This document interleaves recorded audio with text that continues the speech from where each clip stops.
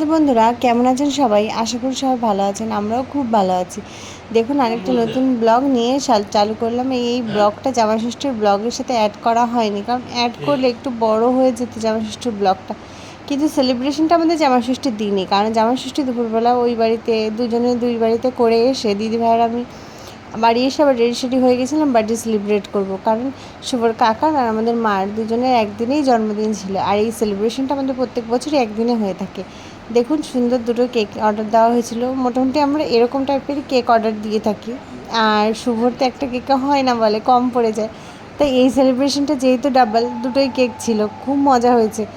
আপনাদেরও ভালো লাগবে, তাই আপনাদের সঙ্গে নিয়েই শুরু করলাম এই বার্থডের ব্লগটা। দেখুন, আশীর্বাদের পর্বতে চলে এসেছি। মা একদম ওকে আশীর্বাদ করে দিয়েছে। মা, বাবা, দাদাভাই, দিদিভাই পরপর ওকে আশীর্বাদ করে যাবে, আর ওর পকেটও গরম হতে থাকবে যত আশীর্বাদের পর্ব চলবে তত। এই দেখুন, শুভ একটা স্টিক নিয়ে রেডি হয়ে গেছে ভিডিও ক্লিপ করে নেওয়ার জন্য, যেন আমরাও করি। আর ও ছোটো মানুষ, ও দেখে, ও মোটামুটি সেগুলো শিখে গেছে। কোনো কিছু হলে আমরাও বলি ফোনটা অন করি, দাঁড়াও, তারপরে করো। সেরকম ও একদম ফোন নিয়ে স্টিক নিয়ে রেডি হয়ে গেছে। স্টিকটা আসলে আমরা ইউজ করতাম, তা আমাদের এখন এই ফোনে দিয়ে করিনি বলে ও বলছে দাও আমি ইউজ করে আমি একটু তোমাদের ভিডিও করে দিই। দিদিভাইও আশীর্বাদ করে নিচ্ছিল। মোটামুটি আশীর্বাদের পর্বের পর মামা হলে শেষ। আশীর্বাদ পর্ব মিটে গেলে মোটামুটি এই যে দেখুন, আশীর্বাদ পর্ব মিটে যাবে, এবার কেক কাটিংয়ের পর্ব আসবে। জামাই ষষ্ঠীর খাওয়া দাওয়ার পরে বাড়ি এসে আবার মাংস কিনে রাখা হয়েছিল। মা সেই মাংস রেডি করে একদম রান্না করে রেখেছিল, আমরা এসে জাস্ট খেয়েছি। এত মজা হয়েছিল, মানে সেদিন ওইদিকে সেলিব্রেশন করে আসে, আবার বাড়িতে এসে এত বড় একটা সেলিব্রেশন। এবার বাবা মাকে আশীর্বাদ করে দিচ্ছে, কারণ মারও তো জন্মদিন ছিল সেদিন। আর মামা যেহেতু মামা তো ছোট, শুধু বাবাই একমাত্র বড় ছিল মার। তা বাবাই একাই আশীর্বাদ করে দিল মাকে। কেক কাটিংয়ের আগে এই পর্বটাগুলো চলছিল। বাবুসোনা একটু ক্যামেরায় এসে হাই করে দিল। মা আবার পায়েস খাইয়ে দিচ্ছে বাবাকে। মারও একটু ইনকাম হয়ে গেল সেদিন আশীর্বাদ পর্ব থেকে।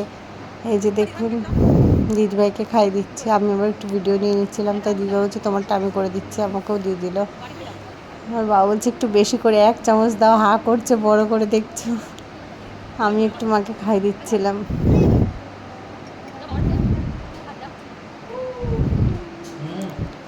দিদিভাই বাবাকে খাই দিচ্ছে অন্য একটা বাটি থেকে, কারণ ওই বাটিটা কমপ্লিট অল্প ছিল পায়েস একটু।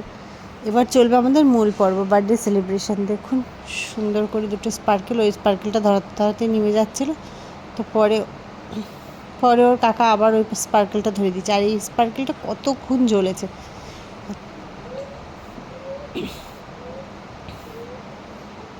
আমাদের বাবুসোনা তো মানে কেক তার আগে কিছুটা খেয়ে নিয়েছে হাত দিয়ে জেলিগুলো। ও এত কেক খেতে ভালোবাসে, তা বলার অপেক্ষা রাখে না।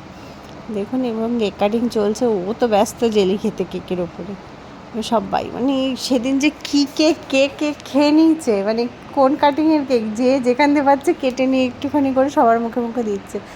এত মজা হয় কেক কাটিংয়ের সময় বা আমাদের সেলিব্রেশনে। সবাই মানে একজনের জন্মদিন হলেই এত সবাই মজা করে কেকটা খায়। আর এই কেকগুলোই মোটামুটি অর্ডার করা হয় আমাদের বাড়িতে। দেখুন, আমাদের বাবুসোনা তো কেক নিয়ে বসে পড়েছে। ও আর কেক দিল, কাকে মুখে দিল সেই সব না। ওর কাকা বলছে আমার মুখের উপরে ফোকাস করে ক্যামেরাটা ধরো। আমি তো ক্যামেরা ধরতে শুয়েই পড়ছিলাম। এই আমাদের ফ্যামিলি দিয়ে শেষ করলাম, SM family. Okay, ta-ta, by.